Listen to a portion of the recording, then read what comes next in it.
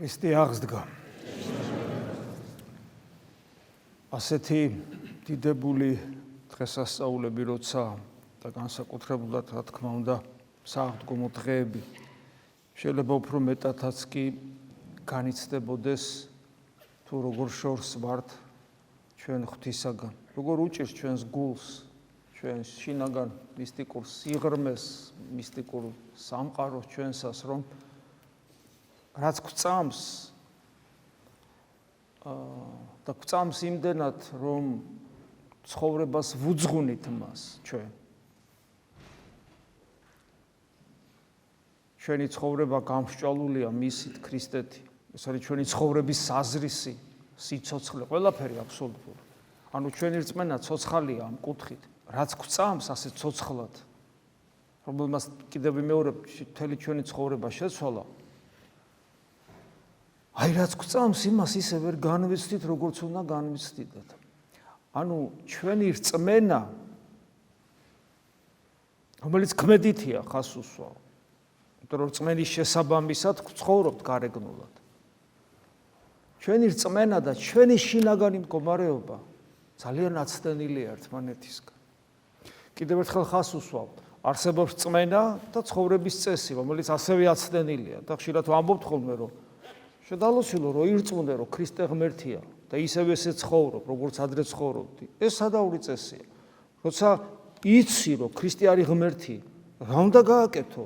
უნდა გაიგო, რა უნდა მას, მის ნებას ჩაწვდე, მისი ნების შემეცნება დაიწყო და იცხოვრო შესაბამისად.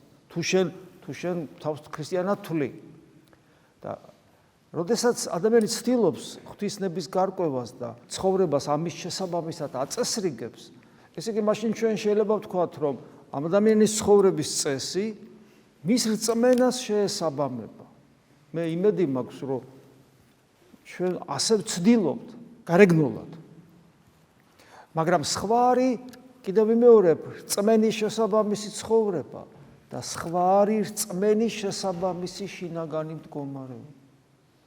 ხო და აი რაც შეეხება ჩვენ შინაგან მდგომარეობას, ჩვენ ამ კუთხით ვფიქრობთ საკმაოდ მძიმე მდგომარეობა გვაქვს. შეიძლება ითქვას ცოტა მძიმე სიტყვას კი გამოვიყენოთ, სავალალოც. ხანდახან არის გამონათებები, რა თქმა უნდა, ვინც აღდგომის მსახურებაზე იყო, ღამე აქვს, ალბათ რავალმა განიცადა ეს გამონათება, როდესაც აი დაუმსახურებლად, რომ მართლა ჩვენ არ ვართ იმის ღირსი, ისეთ სიხარულს გაძლევს უფალი, მე ეს სიხარული საწაიღო არ იცი. ვეღარც კი იტევ. დატევნის, არა თუ გაფრთხილების, დატევნის თავიც კი არა გვაქვს. ხანდახან ღმერთი ისეთ სიხარულს იძლევა. მაგრამ ეს რომ არ არის ჩვენში ფესვგამდგარი, ჩანს იქიდან, რომ მე ეს იკლებს, მერე გენატრება, მერე გახსოვს, მერე იცი, მერე უყურება, მე ნაცრისფერი ხდება სამყარო. როცა ადამიანს გამოცდილება აქვს აღდგომის სიხარულისა თავის შიგნით, ქრისტეს აღდგომის სიხარულის, ანუ ღმერთის განცდა როცა აქვს და მერე ეს განცდა რო იკლებს, სამყარო ხდება ნაცრისფერი. რა თქმა უნდა, ეს მთლიანობაში კარგია, იმიტომ რომ ნაცრისფერი რომ ხდება, მერე ეს შენთვის უძლიერესი მოტივაციაა, რომ იმ სიხარულს, რომელიც დაუმსახურებლად გქონდა, მგლოვარება შეუერთდეს, მგლოვარება იმისა, რომ გინდა ღმერთთან იყო და ვერ ახლა. ასე რომ ეს საკითხი არის უმნიშვნელოვანესი და შესაბამისად ჩვენ უნდა ვეცადოთ, რომ ეს მდგომარეობა რაღაცნაირად ჩვენში უკეთესობისკენ შეიცვალოს. რა თქმა უნდა, ანუ ჩვენ რწმენას არა მარტო გარეგანი ცხოვრების წესი შეესაბამებოდეს, არამედ შინაგანი მდგომარეობაც. რა თქმა უნდა, ამისათვის ჩვენ ბევრი უნდა შევიმეცნოთ თეორიულადაც, შევიმეცნოთ რაც თავარია პრაქტიკულად და ეს ერთმანეთისაგან თეორიული და პრაქტიკული ცხოვრების წესი განუყოფელი უნდა იყოს, თორე სხვაგვარად ცალ-ცალკე არც ერთი ჩვენ არ გამოგვადგება.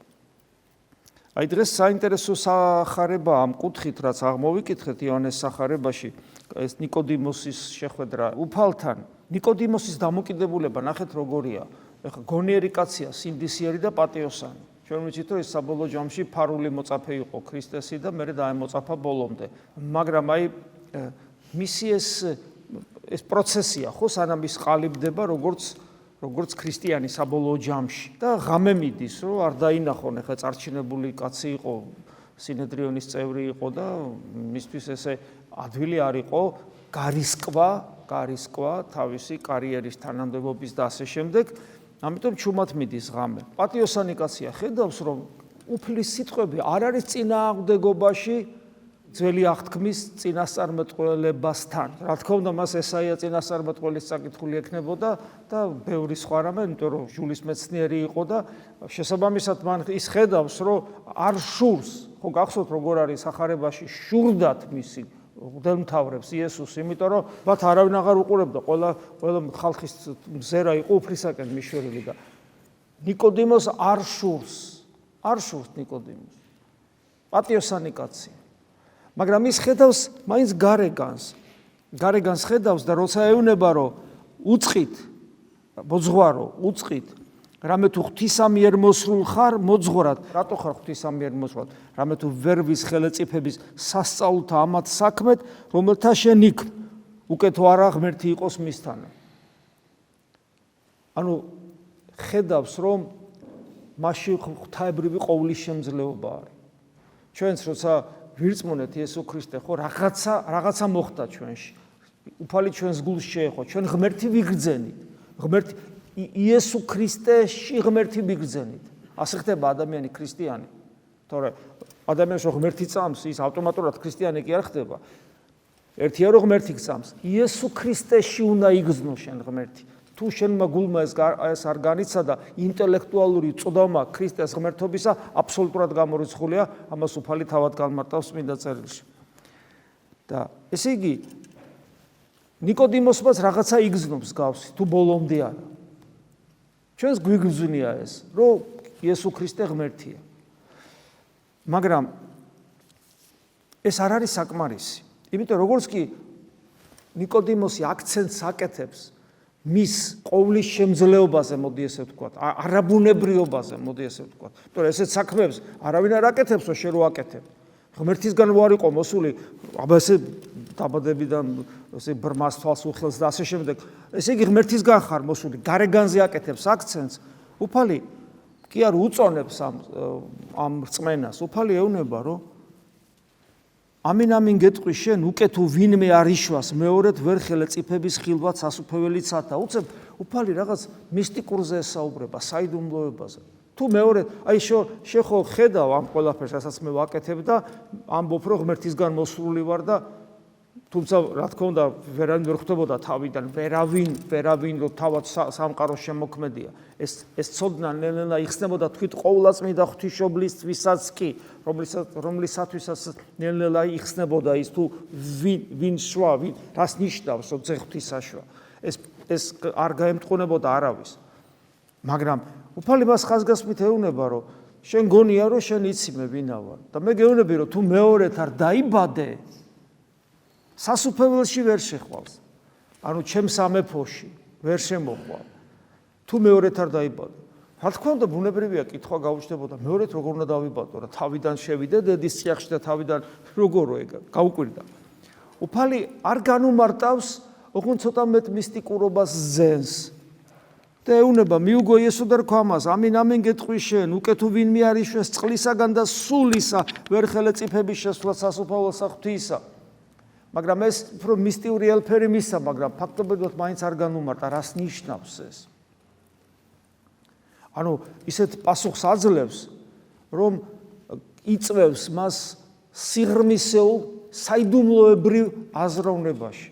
ეს ჩვენ გვეხება ყველაფერი. ჩვენ უბრალოდ ადამიანური მარტივი ლოგიკით ან სახარების გაგება, ან წმინდა მამების თხზულების გაგება, ან ევქარისტიული მსახურების და ზოგადად ლიტურგიული ცხოვრების გაგება არის შეუძლებელი. სხვა რაღაცა უნდა ჩაერთოს ჩვენში.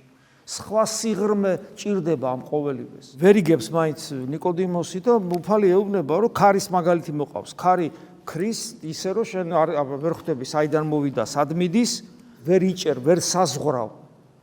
და ეს არის სულისაგან შობილი, ანუ ვინ იშვება სულით და ვინ არ იშვება, ანუ ვინ ხდება ქრისტეს ჭეშმარიტი მორწმუნე და ვინ არა, ამის ლოგიკური შემეცნება არის შეუძლებელი. ადამიანი შეხედავდა იდეალური ადამიანია და სანიმუშო მოქალაქეა და ამ შემდეგ და ის ქრისტეს ვერ ცნობს და აგერ ესე იგი ავაზაკი, სამშობლოს მოღალატე, მეძავი, საერთოდ უცხოობის ჯარისკაცი და ესენი ცნობენ. ანუ არ არის არანაირი ლოგიკური, მათემატიკური ფორმულა არ არსებობს, რომლის მიხედვითაც ჩვენ შეგვიძლია დავადგინოთ, რომ ეს ირწმუნებს ქრისტეს ღმერთობას და ეს ვერ ირწმუნებს. თუმცა ერთ ადგილას ამბობს, რომ ვინც ღვთის ნებას აღასრულებს, ის მიხვდება, რომ ჩემი სიტყვა ღმერთისგან არის თუ არა. ანუ ფაქტობრივად ღმერთისგან არის, ესე იგი ღმერთი ვარ თუ არა. ანუ ერთი ეს ნიუანსი არსებობს, რომ ვინც ღვთის ნებით ცხოვრობს და ვინც ცხოვრობს ღვთის ნებით, რას ნიშნავს ესეც, რას ნიშნავს ღვთის ნებით ცხოვრება? ჩვენ ხო ვიცით, რომ ყველაფერს რომ იდეალურად აკეთებდე, ეს ღვთის ნებით ცხოვრება სულაც არ ნიშნავს. შეიძლება კაი ძლიერი ფარისეველი იყო და მეტი არაფერი. გესმით? რა ფენომენია ეს, რა მექანიზმია ეს, რა საზომია ეს ღვთის ნებით ცხოვრება? მე არ ვიცი მაგალითად. ამიტომაც კატეგორიულად გვეგზალება ადამიანების განკითხვა. შენ რო ხედავ მას, ხედავ შენი საზომი. და შენი საზომი არაფერს ნიშნავს. და ნიკოდიმოსი ვერ ხვდება მაინც რასთან აქვს საქმე. და აი აქ კიდე რო ვერ ხვდება. იმიტომ რომ ეუბნება, როგორ არის შესაძლებელი, კაცო, როგორ ვერ იგებს. უფალი არ უწონებს მას ასეთ ვერ მიხვედრილობას და ამით კიდევ ვიმეორებ ეს მარტო ნიკოდიმოს რო ეხებოდა ჩვენ ახლა ეკლესია ამას არ წაგვიკითხავდა. ეს გვეხება ჩვენ, როცა ჩვენ ვერ ვხვდებით ქრისტიანული ცხოვრების, ქრისტიანული სარწმუნოების, სულიერი ცხოვრების საიდუმლო მხარეს და აი ამ დიდებულ მოძღვრებას, რა დავარქვა, არ ვიცი, ამ საოცარ ცხოვრებას, ქრისტეში ცხოვრებას, უბრალო რელიგიურ რიტუალებში ვახურდავებთ ზედაპირზე და სიღრმეში არ ვიყურებით და ვერ ვიგებთ, რაზე საუბრობს, ვერ ვიგებთ, რაზე საუბრობს სამარიტელ დედაკაცთან, ვერ ვიგებთ, რაზე საუბრობს, როცა პავლე მოციქული ამბობს, რომ ქრისტე ჩვენში, რას ნიშნავს ეს? გესმით? რას ნიშნავს, რომ ჩვენში მადლის წყარო ჩდება, საიდანაც მდინარეები მარადიული სიცოცხლისკენ მიედინებიან?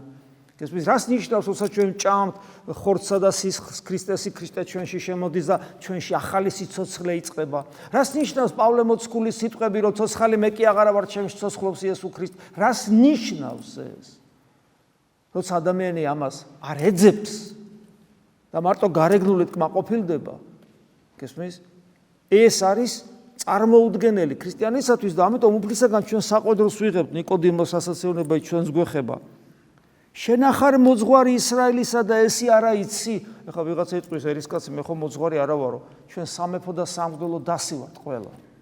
ჩვენ გვაქვს ვალდებულება, იერარქიულად შეიძლება მღვდელი არ ახარ.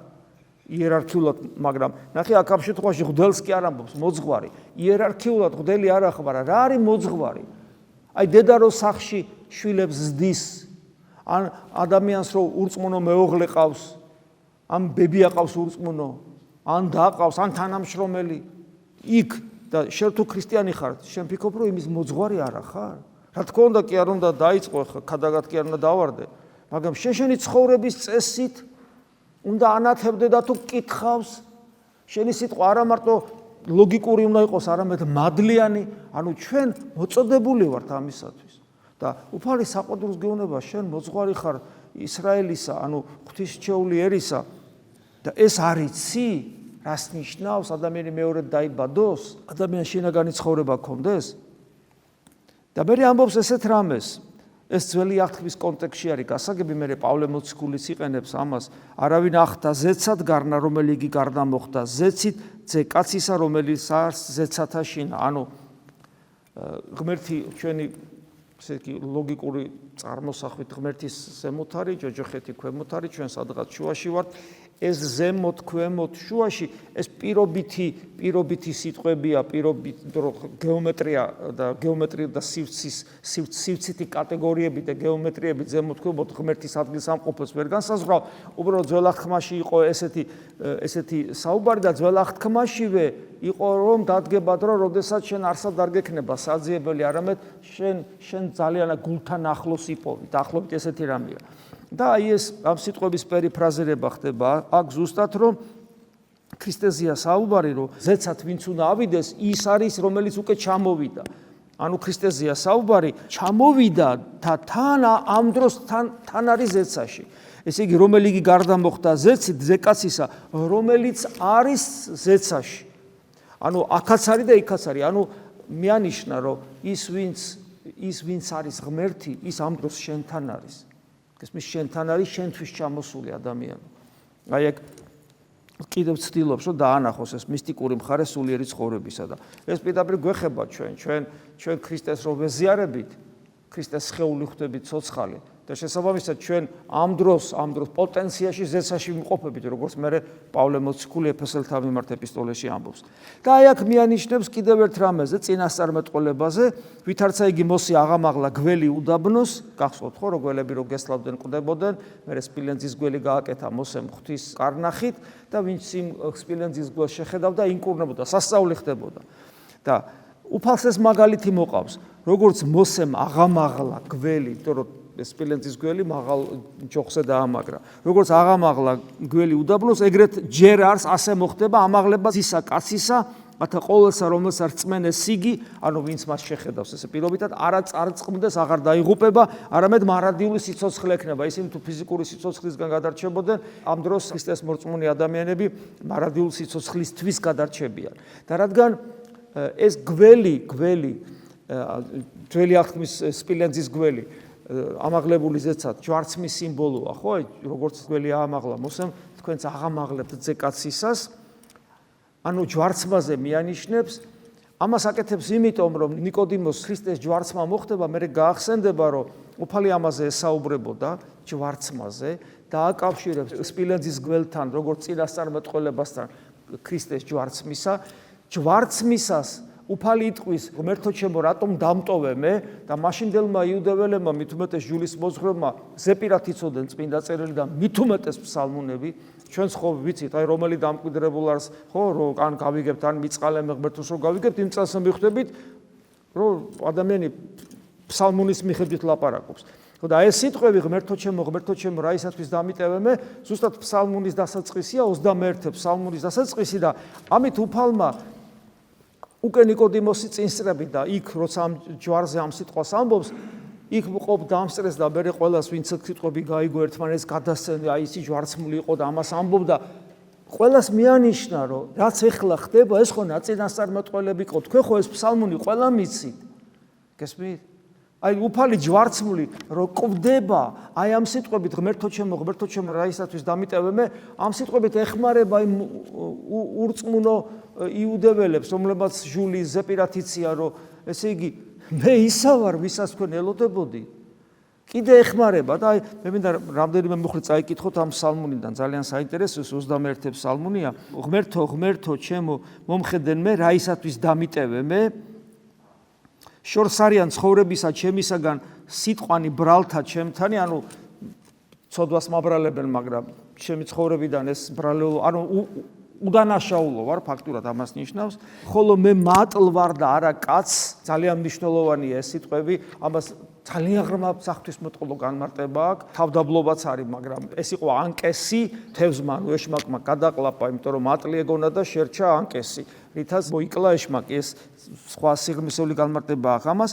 ყოველნი რომელი მხედვიდეს მე მეკიცხვიდეს მე და იტყოდეს ბაგითა და ხრიდეს თავთა გაიხსენეთ სახარებისეული სიუჟეტი რომ დგანან და ხედავენ და დასინიან ხრიდეთ ანუ თავს აკრევენ ეს ვინ არის და რაღაც ზუსტად ეს სიტყვები არის ახალ აღთქმაში ესვი დაუფალსა და იხსენინ იგი ასხოვდნენ იგი რამე თუ ხნებავს იგი გახსოვთ ზუსტად ჯვარცმიწოს აბა შენ თუ ღმერთის შვილი ხარ აბა თქვი და გადმოდი მაქედან ზუსტად აი ერთ-ერთში მეორდება ფსალმუნის ეს სიტყვები მერე რამე თუ გარემომადგეს მე ძაღლებ მრავალ და კრებულმან უკეთურთამან გარემომიცვა მე ზუსტად ესეა რომ შემოსეული მართლა ძაღლებივით ურწმუნოების უკეთურთა ერთობა რომლებიც ცინიზმით და სიხარულით კლავენ ქრისტეს მერე განხრიტეს ხელნი ჩემნი და ფერხნი ჩემნი და აღრასეს ყოველი ძვალები ჩემი როცა დავით მეფსალმუნე ამ სიტყვებს წერს განხრიტენ ხელნი ჩემნი და ფერხნი ჩემი მაშინ ჯვარი როგორც სიკვდილის იარაღი არ არსებობდა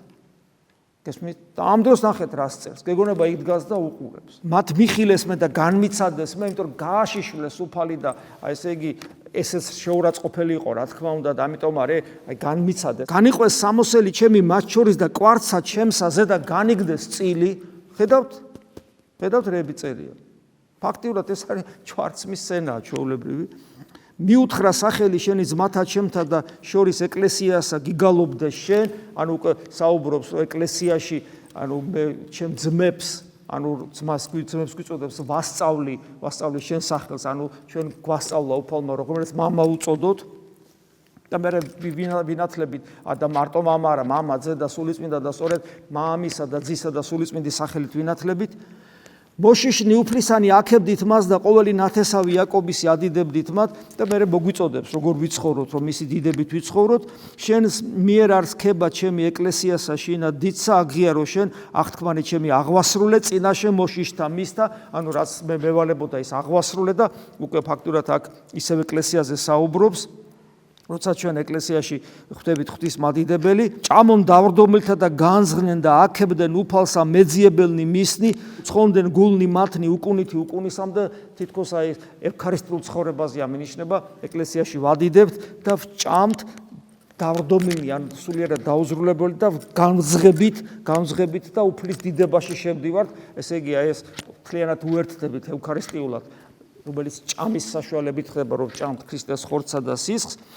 მოიხსენონ და მოიქცენ უფლისა ყოველი კიდენი ქვეყანისანი და თაყვანის სცენ წინაშე მისსა ყოველთა ტომთა და თესლებთა, ანუ მთელ ერებს შორის განეთქვება ქრისტეს სახელი, მოდიან და თაყვანის სცემენ ქრისტეს. აი ესეთი საოცარი ფსალმუნია და ამით უფალი აი ღმერთო ჩემო რა ისათვის დამიტევე მე მიანიშნებს თქვათ იმაზე რომ მე ისა ვარ ზუსტად ვისაც თქვენ ელოდებოდით და ეს უკვე იწყება აქვე როცა ნიკოდიმოს ეუბნება რომ როგორც გველი აამაღლა ისი ხდება ჩემი ამაღლება. ანუ ამით მის თქმა მინდა რომ უფალი ყოველთვის ყველა ადამიანს ნიკოდიმოს იქნება თუ ჩვენ ყოველთვის გვეხმარება რომ ჩვენი რწმენა გამტკიცდეს იმაში რომ ის ზუსტად ის არის ვინც სამყარო შექმნა ვის მოსვლასაც ელოდებოდნენ ნაწინასწარმეტყველები იყო მერე სასწაულებრივად ჩვენ ეს ვირწმუნეთ და საჭიროა ხა გქონდეს შესაბამისი არა მარტო გარეგნული, არამედ შინაგანი ცხოვრება და ამისათვის ვაკეთოთ უნდა ის, რასაც მოციქულები აკეთებდნენ უფლის ამაღლების მერე. აი ეს დღეს საქმე მოციქულთადან აღმოვიკითხეთ.